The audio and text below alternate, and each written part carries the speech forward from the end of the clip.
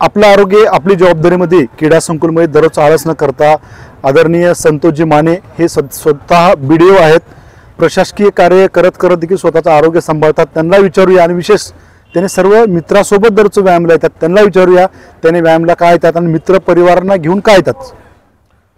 आम्ही या ठिकाणी श्री श्री ग्राउंड्समेट्स ग्रुपच्या माध्यमातून गेल्या 15 वर्षापासून या मॉर्निंग वॉकसाठी येतो आणि हा ग्रुप सातत्यानं कसा मोठा होईल याबाबत आम्ही सगळ्यामध्ये जागरूकता निर्माण करण्याचा प्रयत्न करतो।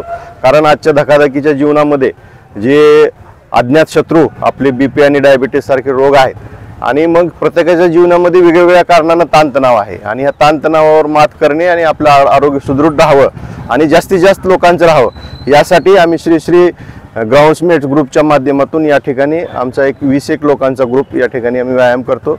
व्यायाम करण्यासाठी 1 तासाचा वेळ पुरेसा असतो आणि आम्ही सगळ्यात सोपा आणि सुंदर व्यायाम ज्याच्यासाठी की कसलं साहित्य लागत नाही, कुठली यंत्रणा लागत नाही, वॉकिंग ही आम्ही रेग्युलरली 45 मिनिट वॉकिंग करून या ठिकाणी थोडेसे योगासन आणि स्ट्रेचिंग एक्सरसाइज करतो आणि हे आम्ही गेल्या 15 ते 17 वर्षापासून या ठिकाणी आहोत। सर, आपण प्रशासकीय अधिकारी आहात आणि एवढं सर्व सांभाळत देखील स्वतः व्यायाम करता, पण असे काही भारतातले नागरिक आहेत की स्वतः व्यायाम करण्यासाठी स्वतःकडे दुर्लक्ष करतात, अशा नागरिकांसाठी संदेश काय आपला?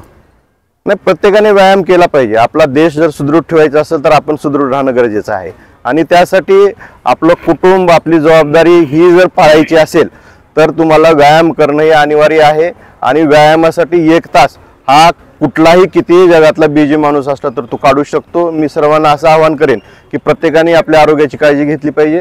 आपल्या आरोग्याची काळजी आपण कुटुंब प्रमुख म्हणून घेतलो तर आपल्या परिवारामधील इतर सदस्य सुद्धा आपल्या आरोग्याची काळजी घेतील आणि या तऱ्हेनं आपला सुदृढ भारत देश बनेल एवढंच मला सांगायचं। सर, आता तुम्ही 15 वर्षापासून व्यायाम केल्यामुळे तुमच्या शरीरामध्ये काय बदल वाटतो? माझ्या आईचा आणि वडिलांचा इतिहास आहे की दोघांना BP डायबिटीस आहे। माझं वय वर्ष 52 आहे पण मला अद्याप BP डायबिटीस झालेलं नाही। त्याचं मी खरं कारण ही व्यायाम असं समजतो।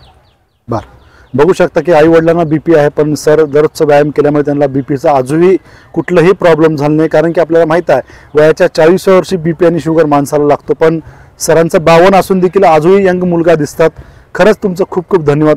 सर, आता तुम्ही जे 20 लोक आहात हे जर एखादा व्यक्ती जर येत नसेल तर व्यायामाला तुम्ही काय करता? आम्ही त्याच्या घरी मोर्चा घेऊन नाश्त्याला जातो आणि नाश्त्यामध्ये कोणी पोहे सांगतो, कोण भजे सांगतो, कोण सुशिला सांगतो, कोण असे वेगवेगळ्या प्रकारचे आयटम सांगतो। त्याचा काय असा परिणाम होतो की दुसऱ्या दिवशी त्याची बायको त्याला धरून घराच्या बाहेर इकडे व्यायामाला हाकलते। म्हणजे तुम्ही जे लोक येत नाही त्यांच्या घरी मोर्चा? बिलकुल बिलकुल सर, खरंच तुमचा आदर्श घेतला पाहिजे आणि भारतात प्रत्येक गावामध्ये तुमच्यासारखे ग्रुप तयार झाले पाहिजे, शहरात झाले पाहिजे, मेट्रो सिटीमध्ये झाले पाहिजे, कुठं का असणार व्यायाम केलं पाहिजे आणि विशेषतः तुम्ही वॉकिंग करता, दररोज आळस न करता। खरंच तुमच्या सर्वांचं मनापासून खूप खूप धन्यवाद।